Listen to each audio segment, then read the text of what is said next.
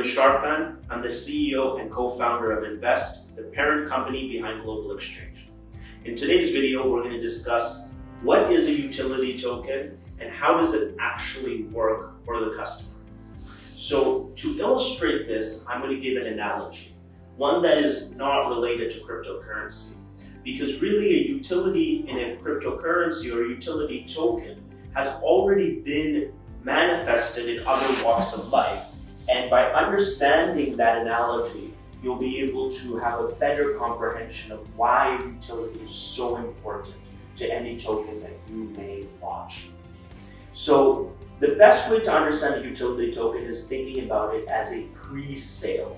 You're essentially selling off the right to products and services which you have not manufactured yet, and you are selling them that in the hopes that the products and services you manufacture will be of some metric value to them in the future.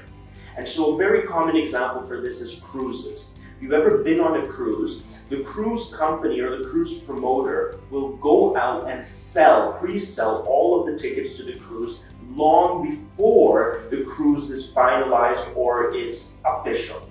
And he does this to garner a realistic understanding of what the interest is for his value proposition. So maybe this is a cruise that takes you around the Mediterranean, maybe it's one that takes you around the Bahamas, maybe it's one that takes you around the South China Sea. And really, based on the proposition that he lays forth, the consumer or the soon-to-be consumer will react and say, yes, I want to opt in for this cruise. And by the consumer opting in, that validates that this cruise has market value, and the metric of that validation is how much ever that customer is willing to pay to reserve his or her spot on the cruise. And that is essentially what happens in an initial coin offering that has a utility attached to it. So that customer is now paying X amount of money to reserve his or her spot on this cruise because he or she feels like it will be valuable when the cruise is finalized. And the added layer of complexity that in initial coin offerings that actually also exist in everything that all of these analogies is that the entry price of that pre-minted product might increase. And so there's an added incentive for the customer to reserve his spot. And so you see this happen all the time with cruises, it happens all the time with sporting events, concerts, where you're reserving a spot for something that's going to occur in the future, something that has tangible utility to you. And the reason you reserve it earlier is because the price of that utility will go up. And when you use it, you would have wanted to purchase that utility at a cheaper price than what it would be sold for at the time. And that is essentially how an ICO is supposed to work.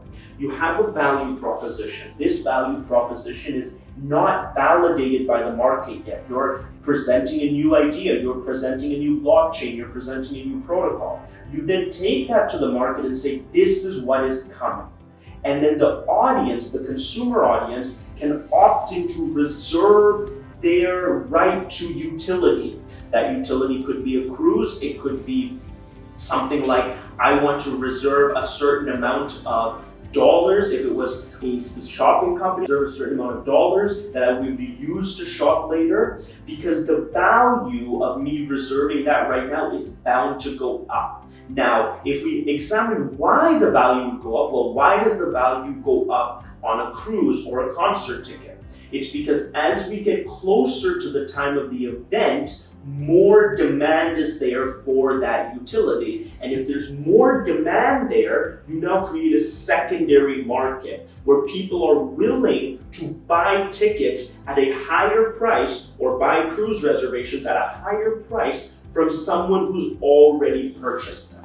And that is what happens in an ICO market that has a genuine utility. You pre-purchase the utility, then the mass market starts to have a realization that if this utility works, it's going to be very valuable. and I will purchase it from the person who purchased it very early at a higher price. And that initial purchaser could choose to sell it if he wants to take the proceeds and go home, or if he really wants to use the utility, he's not going to sell it. But no matter what, that only happens because there's increased demand with the fixed supply for that utility. And so this happens all the time in our world, and it's a very typical trend in economics to be able to pre-sell something that's not manufactured yet, and then to usher in the demand, push up the price, thus rewarding the people that bought in early. And so, but you can only do that if there's a genuine sense of utility that your potential customers buy into. And that is how a utility token should work, and that is how we are architecting our tokens and the tokens of our customers to work. Thank you.